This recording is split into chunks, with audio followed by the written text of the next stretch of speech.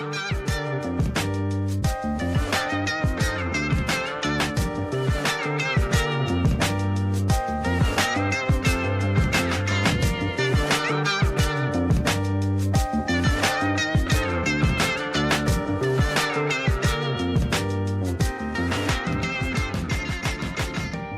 1972, vous vous faites fondateur du parti Front National. 44 ans plus tard, votre fille vous fait l'affront national de vous en évincer. Mise au bûcher par Marine, vous faites appel à Jeanne et créez votre mouvement Jeanne au secours. Vous restez néanmoins député au Parlement européen et président d'honneur du Front National. Bonjour Jean-Marie Le Pen, merci d'avoir accepté notre invitation. Bonjour. Je vais vous montrer une petite vidéo et je vous laisse réagir peut-être juste après. Foutez-moi le con, fumier. Voilà le Canal Plus. Il nous prend quoi Canal Plus, bande d'enculés. Canal Plus. Bande de francs-maçons. Canal Plus, francs-maçons. Canal Plus,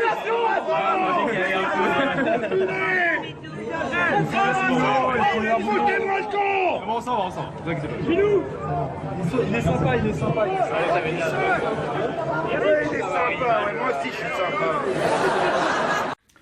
Alors, ma question, est-ce que... Ah, c'est le petit journal. Oui. Oui, mais ce sont des provocateurs vous pensez... professionnels. Est-ce que vous soutenez ces propos haineux à l'encontre du Front? Monsieur, ne posez pas la question, vous êtes grotesque. Et alors, justement, quelle est votre opinion sur le petit journal? Écoutez, c'est un journal qui fait de la pitrerie professionnelle. Je ne porte pas le jugement sur les comiques. Vous croyez qu'on allait parler politique? C'est ce qu'on va faire juste après. Alors, justement. Ma question est juste, si on vous invitait, tout de suite. Si vous invitez sur le plateau, vous accepteriez ou non. Pas, non. Non, j'ai passé le temps de faire le pitre. Vous mettez vouloir que votre fille remporte les élections présidentielles de 2017. Oui. Ça va de soi. Oui, mais alors, justement, vous dites que le parti, selon vous, a perdu cette fibre nationaliste qu'il avait au départ. Non, je veux dire que j'ai posé des conditions à l'hypothèse de la victoire. J'ai dit que Marine Le Pen ne pouvait espérer la victoire que si elle réalisait l'unité de son propre mouvement, condition sine qua non de l'unité du courant national, seul capable de lui donner une victoire au premier tour, qui serait la seule chance. Pourquoi ?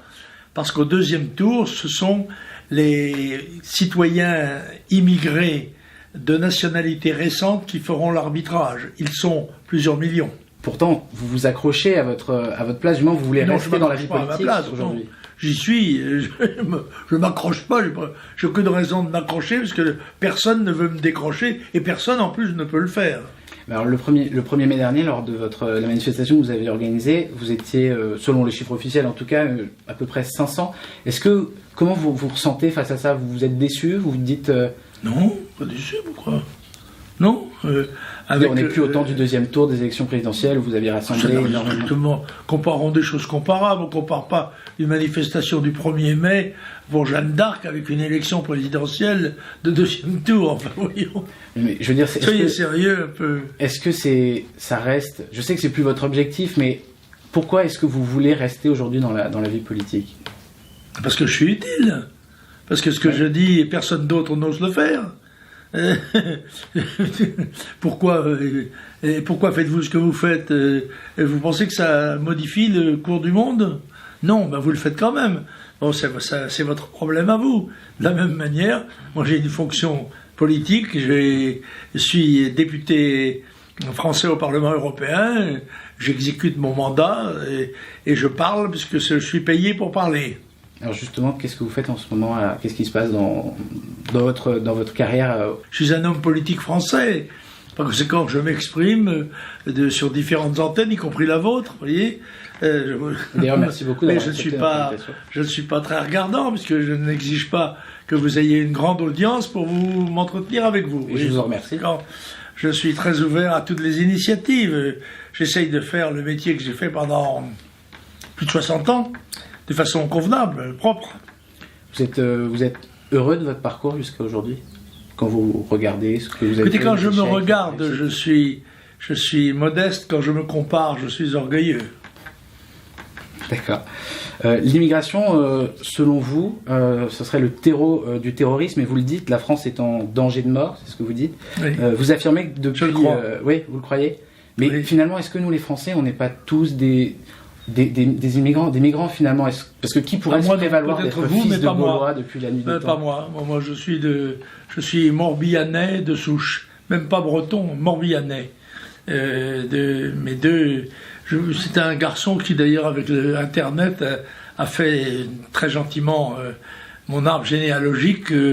Jusqu'au XVIIe siècle, je n'ai que des paysans, que des laboureurs, sauf mon père et mon grand-père qui étaient des laboureurs de la mer.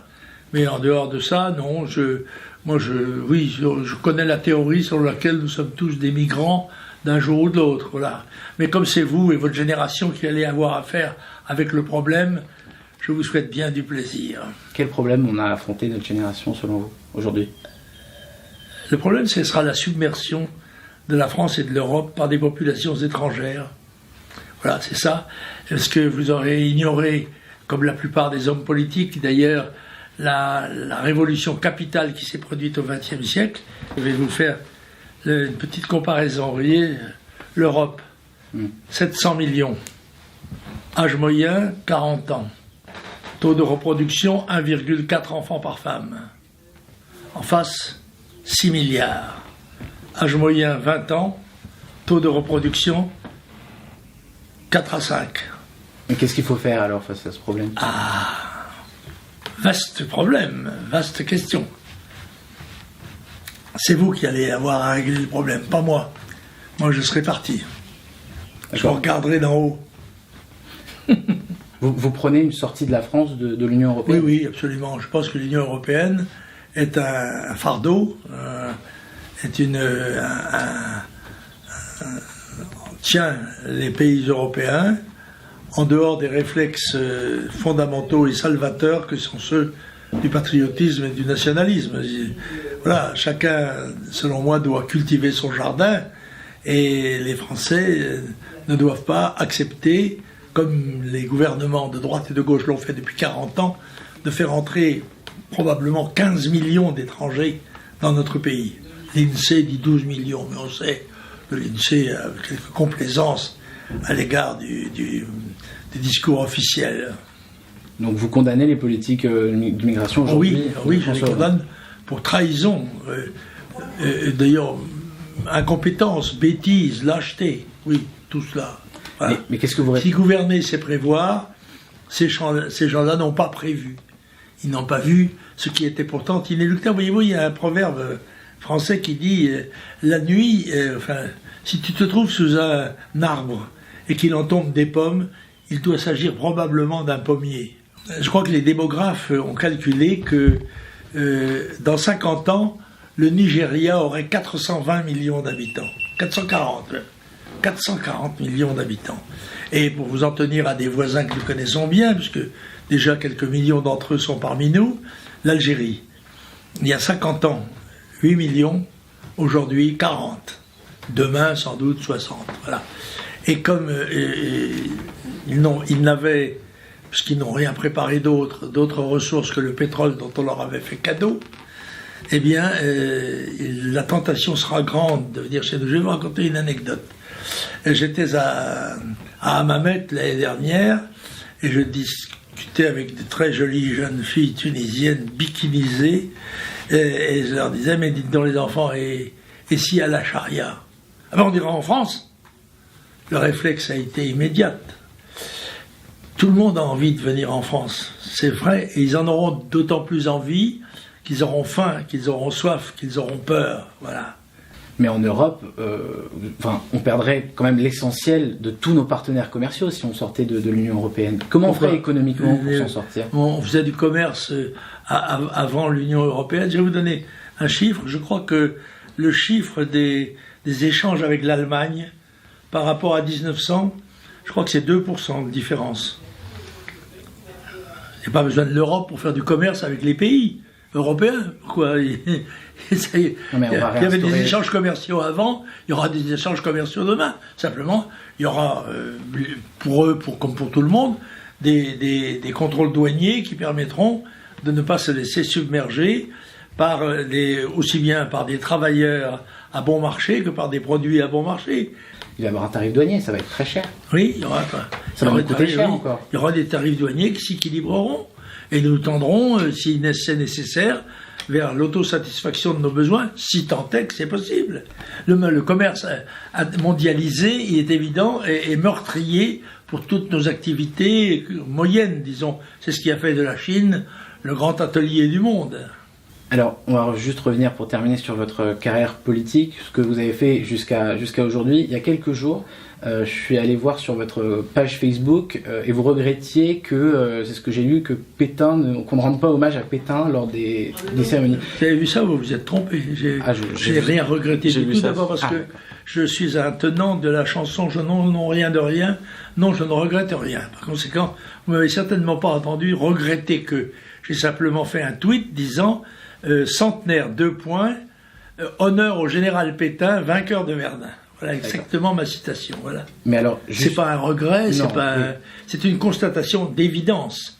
Je me permets de vous apprendre, parce que sans doute vous l'ignorez, que les présidents de la République, jusqu'à François Mitterrand, y compris François Mitterrand, faisaient déposer chaque année une gerbe sur la tombe du maréchal Pétain à l'Île-Dieu, bien qu'il ait été condamné à mort à la Libération.